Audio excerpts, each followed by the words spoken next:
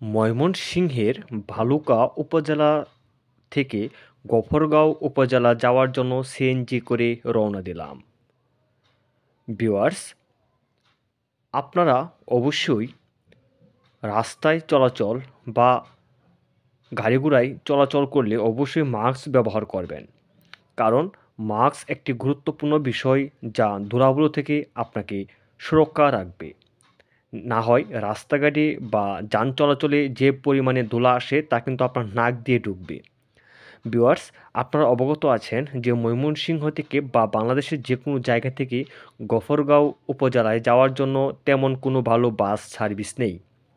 কারণ রেলপথেই কিন্তু তারা বেশিরভাগ বা গফরগাঁওয়ের মানুষ বা অন্যান্য জায়গা থেকে যা গফরগাঁও যাবেন বা যায় তারা কিন্তু বাস সার্ভিসের থেকে রেল সার্ভিসটা বেশি পছন্দ করে বা রেল সার্ভিস থাকার কারণে কিন্তু আপনার বাস সার্ভিস তেমন ভালো কোনো বাস সার্ভিস নেই।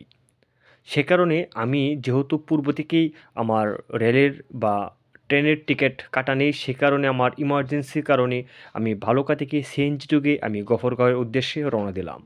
ভিউয়ার্স, ভালুকা থেকে কিন্তু গফরগাঁও আপনার 23 কিলোমিটার। আর 23 কিলোমিটার যাওয়ার জন্য সিএনজিকে ভাড়া দিতে হবে 60 টাকা। 60 টাকার বিনিময়ে কিন্তু আপনার ভালুকা উপজেলা থেকে গফরগাঁও উপজেলায় পৌঁছে দেবে সিএনজি।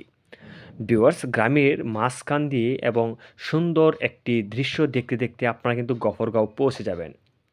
আর ভিউয়ার্স, এটাই হচ্ছে গফরগাঁও সিএনজি স্টেশন।